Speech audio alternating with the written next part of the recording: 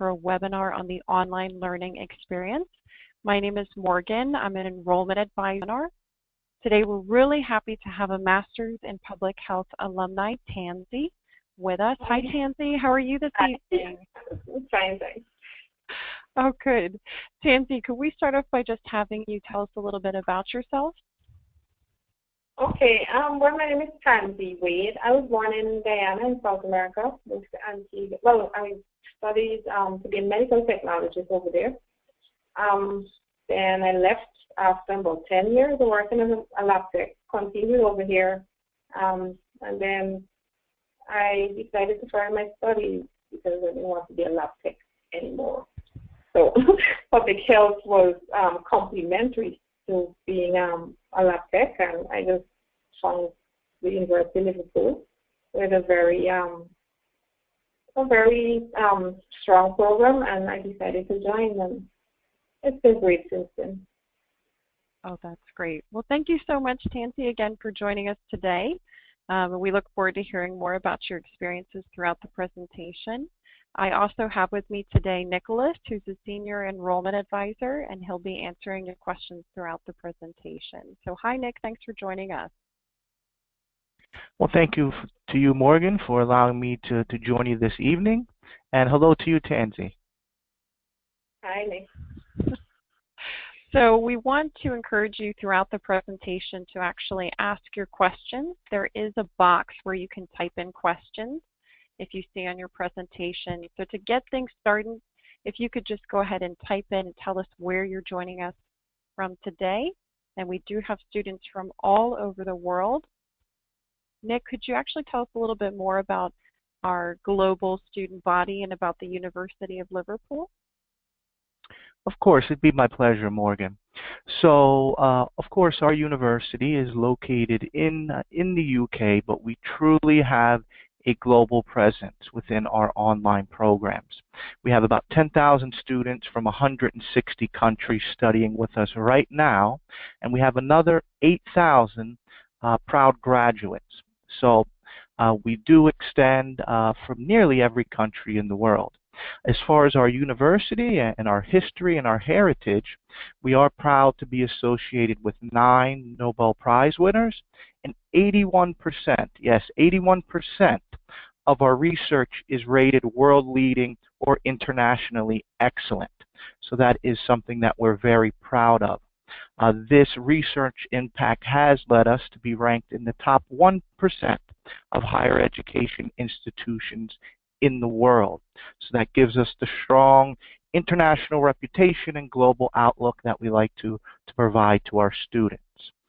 In addition to our university, we are a member of the prestigious Russell Group, which is the 24 leading research universities in the UK, and we also have industry-based accreditations, or third-body accreditations for our management school, for our School of Psychology, our MPH program, which Tansy is a graduate of, is accredited through AFIA. So we just do our best to provide a quality learning experience to our online students, no matter where they're studying or what their circumstances may be. Thank you so much for telling us a little bit more about the University of Liverpool, Nick. And Tansy, I'm sure when you first started learning about University of Liverpool that this was pretty new to you, especially about what is University of Liverpool all about. And I wanted to ask you, what did it mean for you to have an accredited and recognized university? How important was accreditation to you in selecting a university? Well, one of the good stories about online education is that it's not accredited when you leave. When you've completed your program and you get when you try to get a job, you're not going to get one, or you won't be accepted into a PhD program, right? So you keep hearing about that all the time. So to know that the school is accredited is very important for us because, you spend a lot of money, you spend a lot of time doing it, and you just want to know that it's accredited and the programs are of quality. And that's, I guess, what accreditation says. Well, if you're accredited, it says that. Right, right. And that's so Yeah. true. A lot of time we get a lot of students asking us, well, how is online accredited? And it is exactly the same as on campus. Yeah. Um, But for you personally, I wanted to ask you, what is it that made you pursue online education? Well, the first thing is family. When I have two kids, well, they're big now, but they were little at that time. They're now going to high school and so on. You have so many commitments, and to actually leave and go on campus and have to support a family is not a feasible option. So it's better to actually do an online program. And that's why I followed through with that. Yeah, just work-life balance. I definitely hear you there. Yes. And in terms about what you found when you started studying online, what is it that you enjoyed about studying online? Well, the flexibility, of course. You can log on at any time. You don't have a special time. You don't have to be on at 12. You don't have to be on at 7. You can go on at any time. But you can. I remember I took my kids to the U.S. for vacation, and they were shopping, having fun. I'm in the parking lot on my laptop doing quantitative the research module, quantitative research module. So, No way. yeah, it was that kind of holiday. But at least, I was able to do that, so that's what I like about it, the flexibility. You can sign on at any time and do what you have to do. That's true. Well, I'm so glad you're able to get your homework done from the car. Let them do your shopping, get some mom time. Yeah. And when you were in your classes, I wanted to ask you, where were your fellow classmates from? Were they from the same area as you, or? No, they were from everywhere possible. Like Burkina Faso, I've never heard about that before until then. I had friends from Mexico, France. I had a couple of them from right in the Caribbean, Barbados, Bahamas, Philippines, Japan, China, everywhere, Nigeria, Zambia. I have friends from everywhere. So it was a really enriching experience. Wow, that's great. And when you're talking with these students from all over the world, what you're doing is a lot of collaborative learning. And we get this question, Nick and myself, a lot about what are you actually doing in the classroom? And a big thing for us is collaborative learning. So you're not just on the online classroom by yourself, right? You actually do get to interact with your classmates. So what kind of interaction did you have with your classmates? Okay, well, every week we would have like discussion questions. So even though we're not on at the same time, we still interact with each other. Now, well, basically classwork, but we also had an online group too that, we would talk to each other if we're having problems, like maybe I can't download the syllabus, and somebody's always there to help you. So besides having that classroom interaction, we also had our own Facebook group. It's a closed group, but, we supported each other like that. And even though we're from different time zones, we still managed to assist each other in during the course, Yeah. And right. Have that kind of personal connection. Did you get to meet any of them at graduation when you went? Of course, and it felt like if I knew them forever, because when we got there, we were like, we're far apart, but then when we got there, it just felt like we were always together, because we're always together, basically. And, with the different modules, sometimes you might have the same 10 classmates. Well, the first group might be 10 classmates, but then the second course, you only have 2 of those and a whole new group. And at the beginning, it feels a little different, right, because you're accustomed to a certain group. But then afterwards, you realize that's how it goes. You meet new people, you have new experiences to add to the class, and it's really, really nice. And definitely speaking of new experiences, how do you feel that your classmates really helped shape your learning experience? Well, we have, of course, we're given basic concepts, right? But then each person has a different perspective. Each person is from a different background. So we have some doctors, we have some pharmacists, we have, different people. And as they add to the class, it helps to give you a more comprehensive view of what's going on. You can understand the concepts from different perspectives, basically. Right, because it's definitely for people, in your case, across the entire health spectrum, right? Not just in the same profession as you. Yeah, and they had at one time we had this student. He was all about gun violence, and I was wondering how is this related to public health? But it is. And when he started to ask his stories, and so then you understand that it is a public health problem in his country, and all of those things are. We're not only narrow-mindedly looking at like a disease. You can look at public health measures that were around like to prevent violence, traffic accidents, and all of that. So all of those things actually add. Right. And especially with your field of study with public health, but with a lot of our other programs as well, it's such a connected topic that you get to hear, you may be reading case studies from all over the world, right? It wasn't just UK scenarios that you read in your classroom. Right. And then you get to turn to your classmates and directly ask them, well, we read about this. What's happening in your country? Right. We did that a lot. And then they can provide a richer experience, of what was happening in their country because it's happening there. Right. And you as well with your experiences. Of course. Not so many like a lot of them, but they did help a lot with me, with my learning, because I came from strictly medical, which is medical technology. So when you're bringing in all these public health experiences, it was a little overwhelming sometimes because I didn't know all these things existed. But it helped.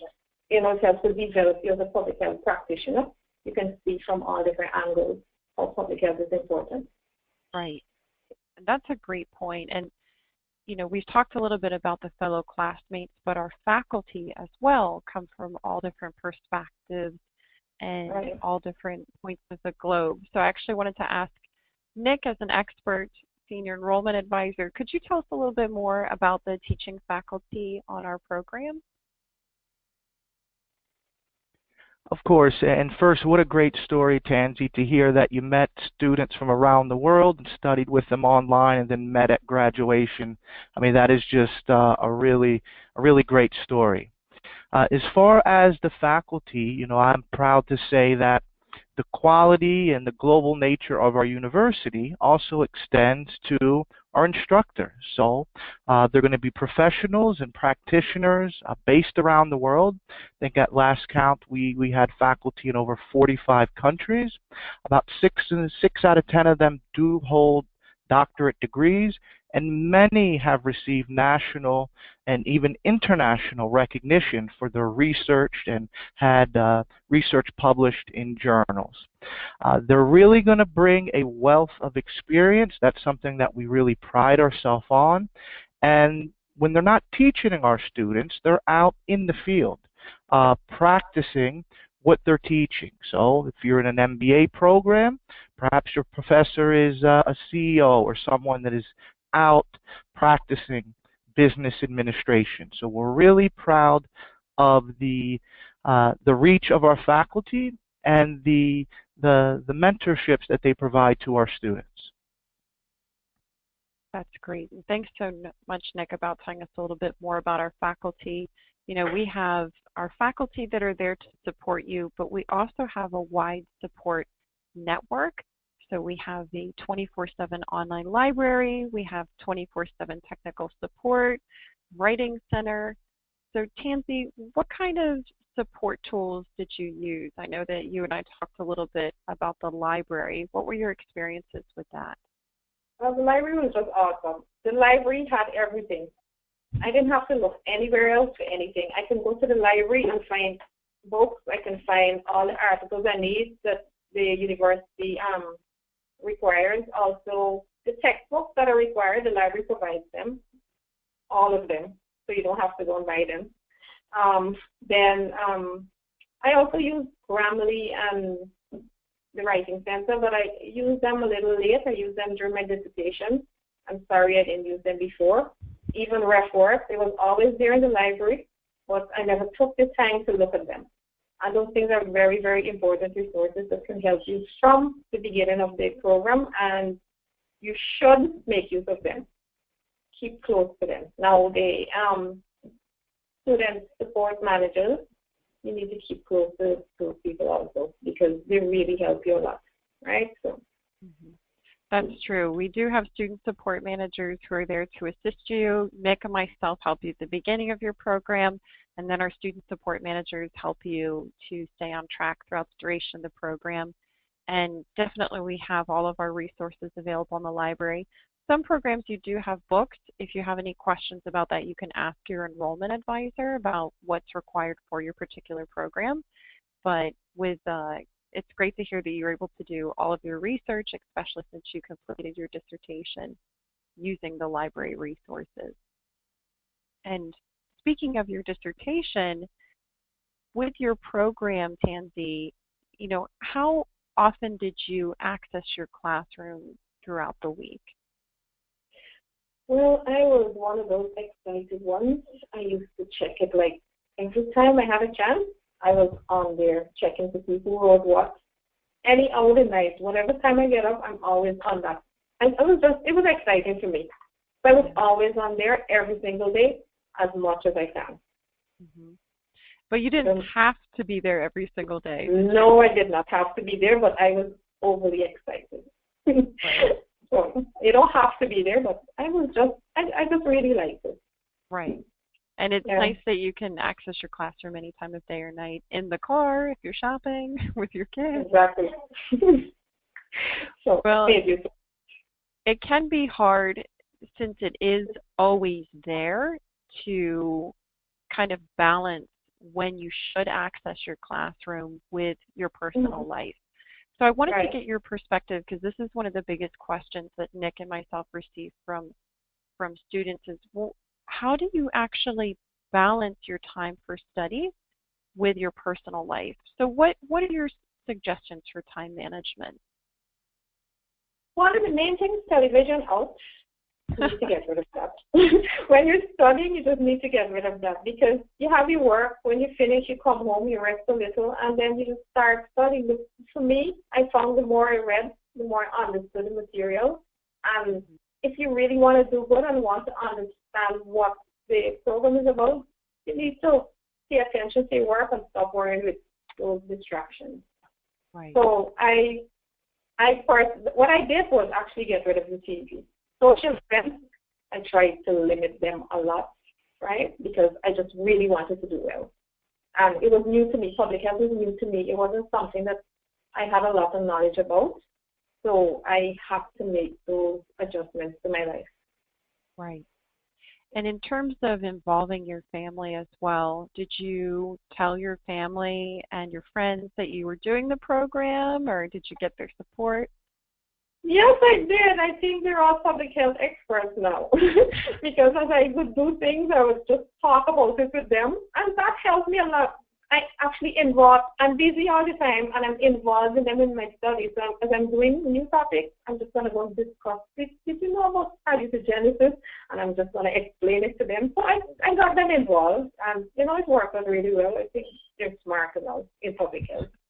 So, they'll be the next ones to do a public health program with us. Hopefully. Yeah. And we actually got a question from the audience here about how long the program takes to complete. So with the Masters in Public Health program, as you can see, these are just an example of the modules that we have throughout the program, but it's typically one module at a time, about 8 modules in a program, and then a final project such as a dissertation. So I wanted to ask you, Tansy, what was your favorite module throughout your studies? Well, my favorite module was International Disaster Management. I didn't realize that there were so many inequities around the world and so many disasters. And it really drew my attention. And now my main goal is to work with a humanitarian agency, because there's so many problems out there and they need people. So that wasn't my plan in the beginning, but now that's what I want to do. That's all I want to do. Wow. So the module that you took throughout your studies on the disaster planning just totally changed the course of what you wanted to do? Yeah, I'm in academics, but it just changed everything. I just want to stay right there and just go and help all of these people. I don't know how I'm going to do it, but I'm going to get there someday. So. That's true. Speaking of, you don't know how you're going to do it, but you are going to get there someday. we do have a lot of challenges that we face when we're going throughout the program, right? Yeah. And I wanted to ask you, what were some of the challenges that you faced in going throughout your program, and how did you overcome them? Well, the challenges really would have been, as I said, I wasn't really okay with all of the, with public health in itself, so I have to do extra reading, like reading assignments. The school would give us maybe about 5 readings per week, and some topics from certain textbooks.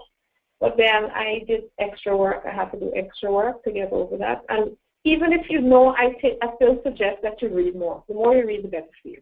That's what I think. It helps you. And for the dissertation, well, that was tough. And the dissertation advisor, they're really, really helpful, right? So you need to keep very close to them also. And that's a good advice, to maintain contact with your dissertation advisor, to, if you're unfamiliar with the topic, maybe do some more readings in the area. And did you find that most of your time was spent reading, or what were your study habits, or maybe some study tips for you? Mine was mostly reading and taking short notes. That's what I did. But if I read and I don't take notes, I don't know, somehow I forget it. So I would read and take little short notes so that I can just revise, at different points. Yeah.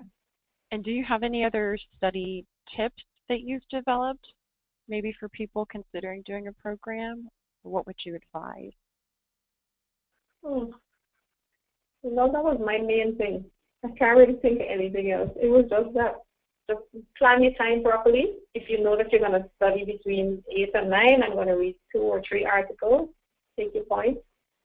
Maybe you can even discuss it, as I said, with family members. People listen. Some people are interested, and that helps with studying. It does. It actually helps you. When you can share your information, it helps you. That's great. And in terms of sharing information, a big part of our programs, because most people like yourself are working as you go throughout your studies, is to have this directly impact your career. So what key skills did you feel like you learned from the program, and how do you feel like you were actually able to use them in your work? Okay, key skills. Well, there were many. I learned a whole lot. I gained a lot of skills and a lot of knowledge.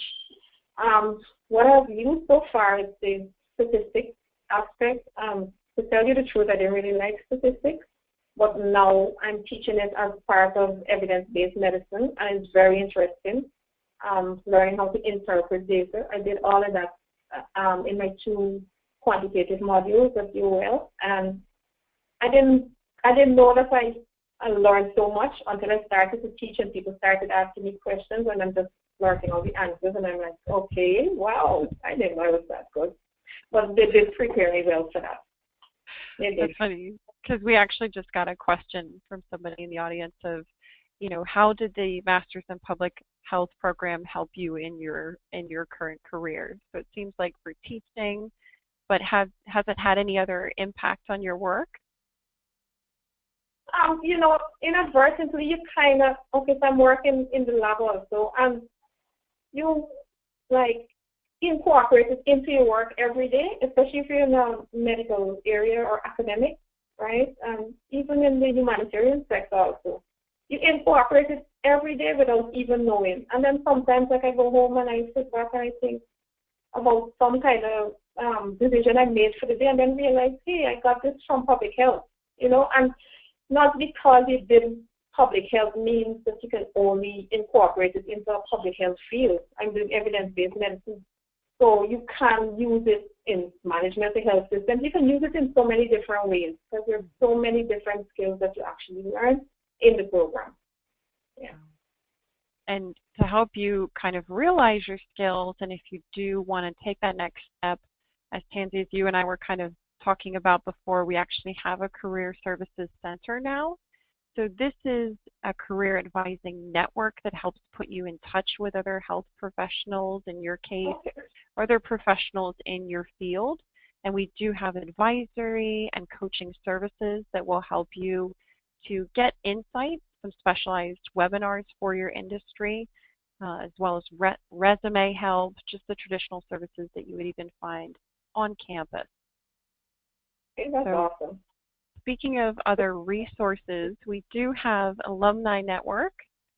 So, Yeah. Nick, could you tell us a little bit more about the Alumni Network? Of course. So after you make the trip over like Tansy did and graduate on campus and go across the stage and get your degree, your relationship with the University of Liverpool doesn't stop then. We do have an alumni network where you join a global network of over 195,000 alumni, a network of ambassadors that we have, and different alumni associations designed to support our graduates. And this is for students no matter where you are. So some of the things that they offer and that they are implementing are international events and lectures that they hold, professional development courses, discounts on different types of course, free online journal access is one thing that they're championing. So definitely, once you graduate, you're still a part of the University of Liverpool family through our alumni network. Thank you, Nick. And in terms of graduating, we have a picture here of you, Tansy, at your graduation. So this was the big day. This is what you were leading up to. How was it for you? Awesome. Sorry? How was your graduation? Tell us about it.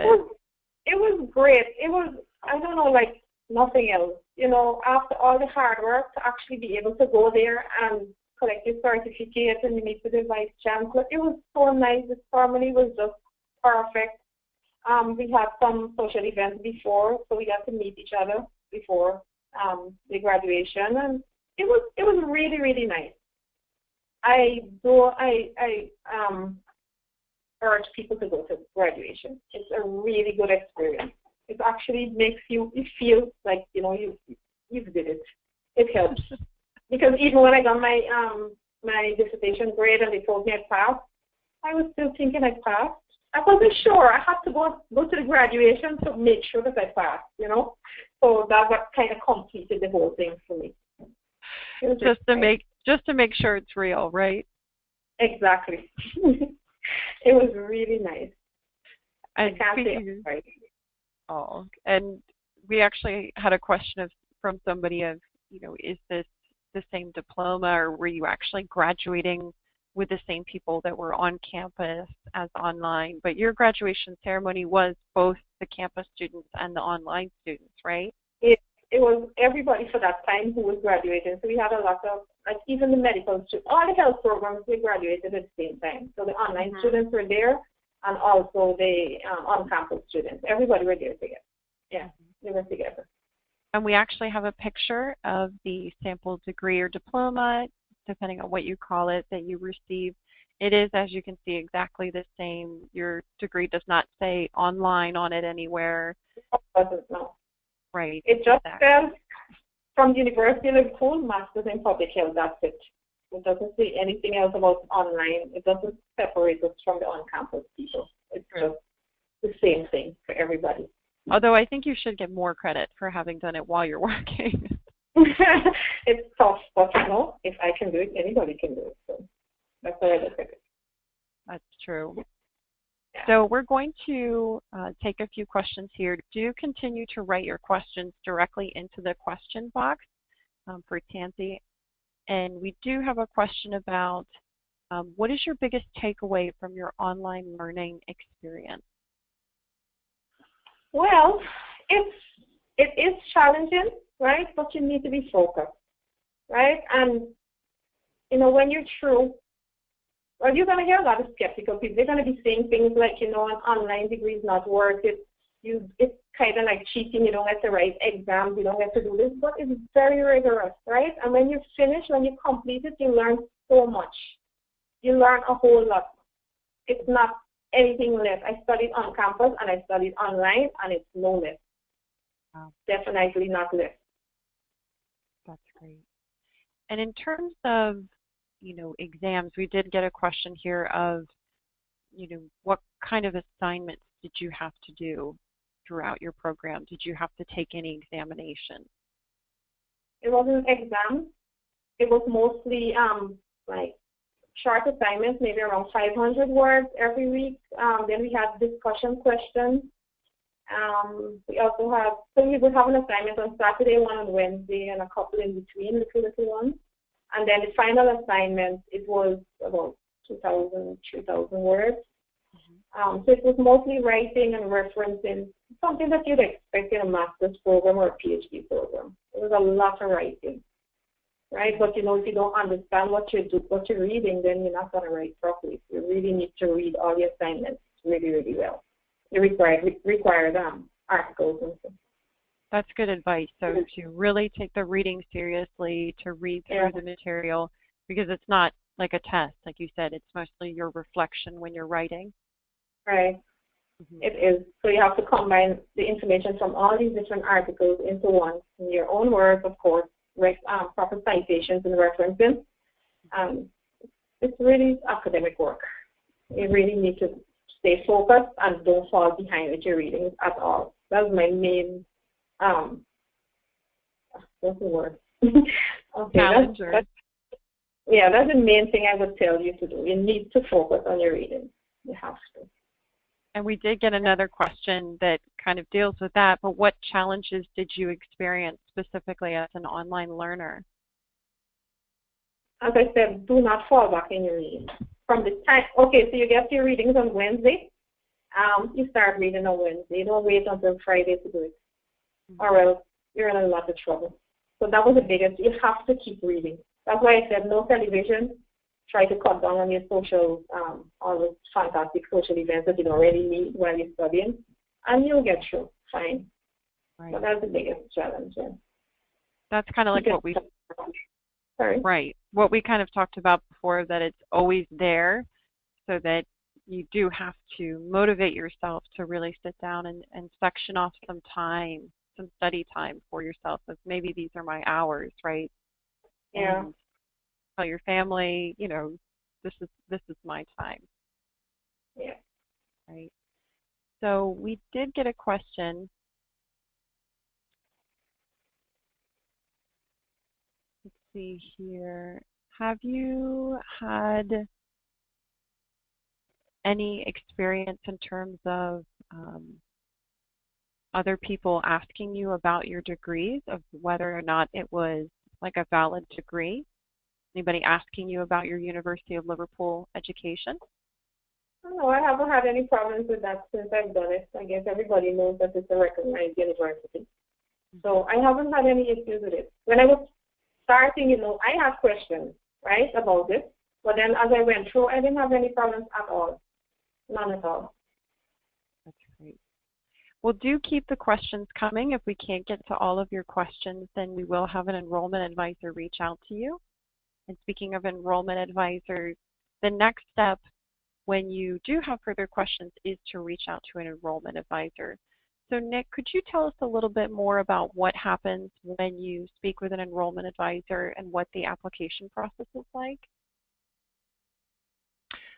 Absolutely, Morgan. So our role here at Enrollment is really to serve our potential students and our applicants. We want to really invest a lot of time in getting to know you, making sure the program is the right fit, and of course offering you support throughout the application. For example, right now we have a great term start beginning in about 6 weeks on June 29th. And the first step really is just to reach out to us. So you can chat us, go to our website, find us on LinkedIn, call us. But we are here to support our students and to really see if the University of Liverpool is a great fit. If we both find that it is, we could progress with the application and move on to an actual review by our admissions committee. We are also available to help you with, funding opportunities. So we can give you insight to local funding options, any possible university scholarships. So that is something that is very important for our students. So we want to make sure that they know all of their options when taking on a graduate level program. One of those opportunities that we have is a recommend a friend program. So we do offer options for students to study together that can benefit you not only from a support standpoint, but also financially with studying with someone else or within groups. So please give us a call, chat us. We are here to learn about you and see if the University of Liverpool is the best fit. Thanks so much, Nick, for your insight. And again, our next start date is going to be June 29th. So for your further questions, do reach out to an enrollment advisor.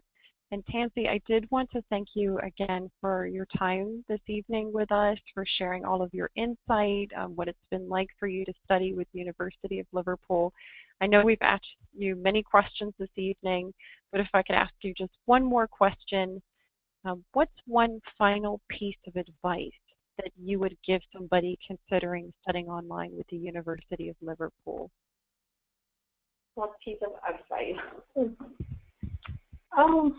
The University of Liverpool, as I said before, it's a really great university. The faculty, they're really good. Being able to interact with students from all over the world is really beneficial. It enriches the whole experience, and I would suggest that it's a very good place to do your master's. My daughter, she's actually doing psychology, and she wants to do a forensic psychology, and she's going to do it with Liverpool. Oh, really? I got a great experience, had a great experience with them, and she's going to be starting maybe in 2 years' time. Oh, so wow. I recommend it. I strongly recommend it. That's great. And do you have any maybe last words of advice or anything that you felt really helped you throughout your program? Just stay focused. That's it. Keep going at it. Sometimes you're going to feel overwhelmed because, as I said, it's a lot of work, right? You're going to feel overwhelmed, but just keep going. You're going to get there. We all did it. Well, you're my motivation. Okay. Well, thank you again, Tansy, for sharing your experiences with us today. We really do appreciate it. And for everybody to continue the discussion we've had this evening, reach out to your enrollment advisor for a further one-on-one discussion about your educational goals. We'll be able to answer your questions if we didn't get to them this evening. And we do look forward to hopefully seeing you in class. So thank you again, everybody, for joining us this evening, and we hope you have a great rest of your evening. Thanks for having me. Thanks again, Tansy. Take care. Thank you, Nick. You too. Bye-bye. Take care. Bye. Bye.